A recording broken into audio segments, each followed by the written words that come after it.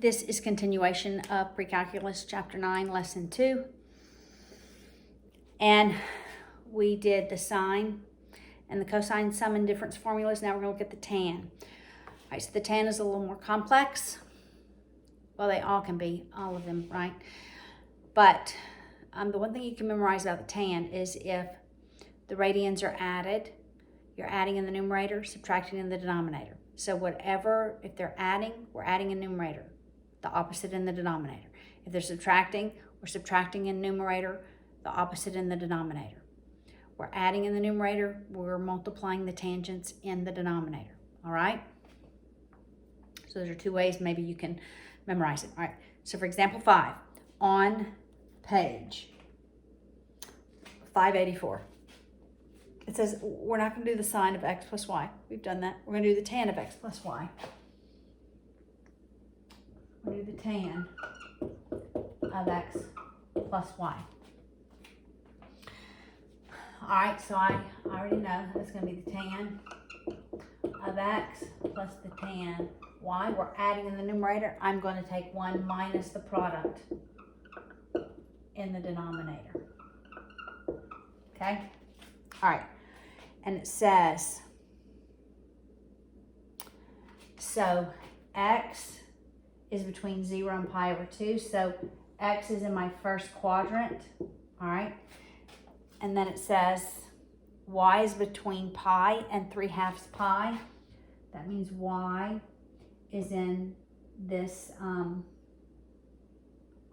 third quadrant between pi and 3/2 pi. All right. It tells us that the sine of x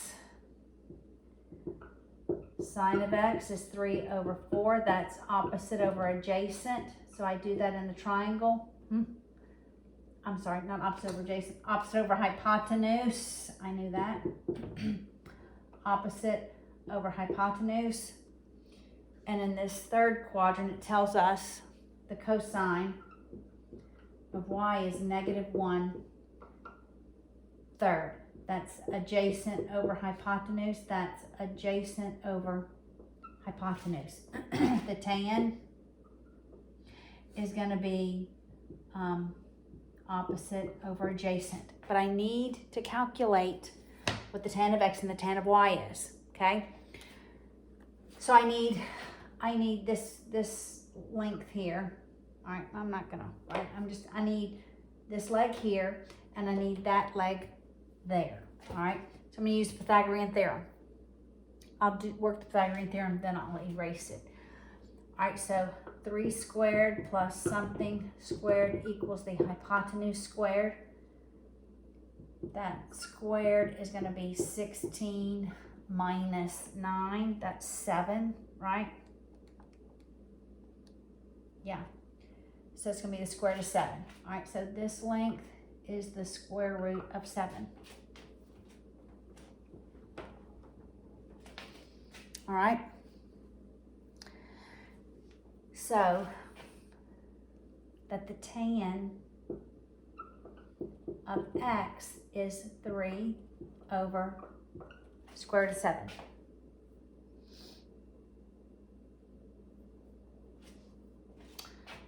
They actually use, it's the sine over the cosine. Well, we already know that the tan of x is going to be, I mean, I can just solve it, right? Using Pythagorean theorem. All right, now this side is going to be 1 squared, or -1 squared, plus we don't know that side, 3 squared. So that's going to be 9 minus 1, which is 8, right? 8 is 2 square root of 2. All right, I'm going to erase this so that we can write the tan of y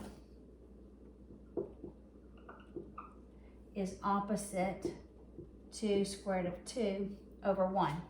We don't have to write it over 1. All right, now I'm going to plug these into this formula. So it's 3 over square root of 7. I almost want to rationalize that. I'm going to. Plus 2 square root of 2 all over 1 minus 3 square root of 7 times 2 square root of 2. All right, I'm going to rationalize this by multiplying by this square root of 7 over square root of 7. My denominator is going to be 7. I'm going to make a common denominator by multiplying that by 7 over 7. So at the numerator, we're left with 3 square root of 7 over 7 plus, I multiply that 7 times 2, that's 14 square root of 2 over 7. In the denominator, we have 1 minus 6 square root of 2 over square root of 7. I'm also going to rationalize this here by multiplying square root of 7 over 7. And this first one I'm going to multiply by 7 over 7. So I then have a common denominator in the denominator. I'll move the sign up in the numerator. So it's 3 square root of 7 plus 14 square root of 2 all over that one common denominator. I'm going to go ahead and move this sign up to the numerator. And that is 7 minus 6 square root of 14. And it's all going to be over 7. Remember, when I have that common denominator, I can just eliminate it. It's numerator over numerator. All right, so that's what I'm going to write. That's 3 square root of 7 plus 14 square root of 2 all over 7 minus 6 square root of 14. And then they rationalized the denominator by multiplying by the conjugate of that denominator. All right, so I'm going to move over here and rationalize the denominator. All right, so I'm going to rewrite this over here so that we have plenty of room to work it. 3 square root of 7 plus 14 square root of 2 over 7 minus 6 square root of 14. So I'll multiply by the conjugate of that denominator. So it's 7 plus 6 square root of 14 over 7 plus 6 square root of 14.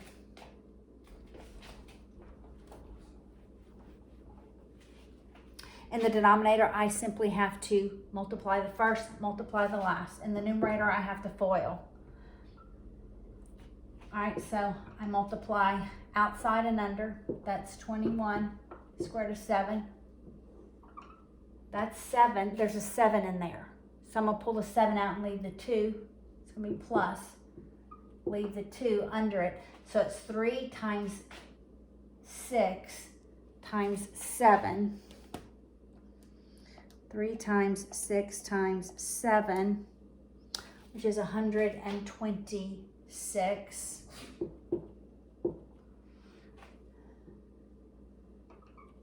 Now I'm going to multiply 7 times 14. That's 98.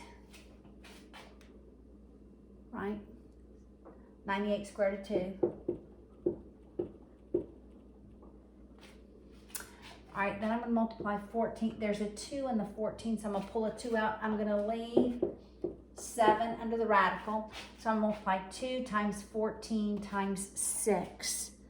2 times 14 times 6, and that's 168. All right, then I just have to multiply the first and the last. 7 times 7 is 49. It's going to be minus 6 times 6 times 14. 6 times 6 times 14, which is 504. I'm going to go ahead and subtract that. It's 49 minus 504 in the denominator. I'm going to have a negative. So this is negative 455. I don't believe they showed you all of these steps. I'm going to combine 21 and 68, my like radicals. 21 and 168. 189. So this is 189 square root of 7. I'll combine my 2 radicals. So that's 126 and 98. That's 224. All right, so something, this negative, I'm gonna move out here, make it positive, make the fraction negative. All right, so my guess is these are reducible.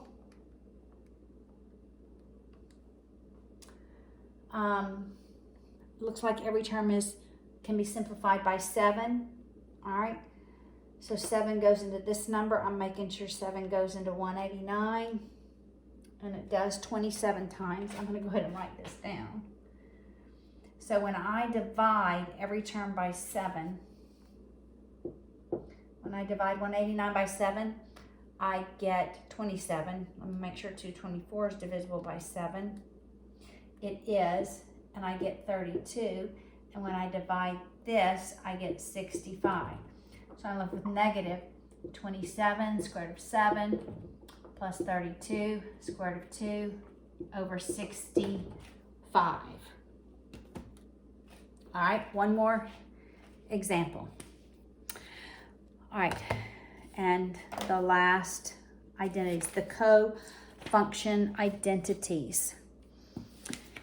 This one is also going to look at the negative angle identities.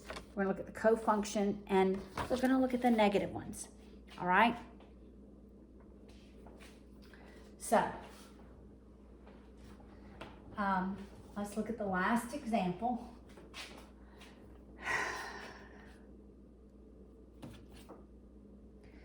And we'll use those co-function identities. All right, verify that the cosine of x minus pi over 2,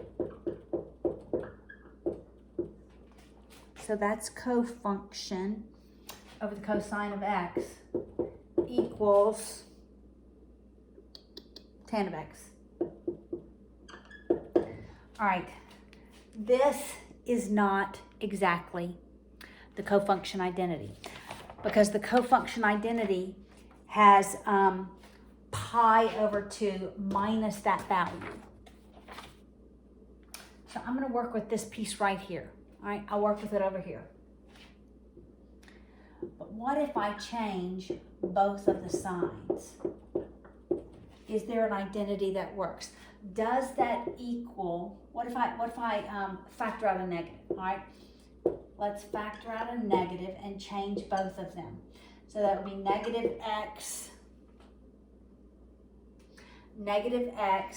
plus pi over 2, or it would be the cosine of the opposite of pi over 2 minus x. All right, this is what the identity looks like. And yes, it is true, because look at the negative angle identity for the cosine. The cosine of any angle equals the cosine of the opposite angle. Look, the cosine of this angle does equal the cosine of the opposite. So I am going to substitute this. Now I'm going to substitute the identity in. I'm going to substitute the identity, since they are exactly the same.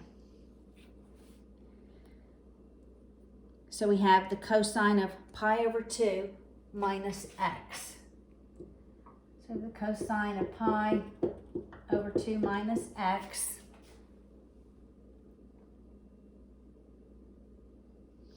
over the cosine of x equals the tan of x. All right. Now, this is a cofunction. That equals, if I can find it on my page, cosine equals the sine. So then I'm going to substitute that in. The sine of x over the cosine of x is the tan of x.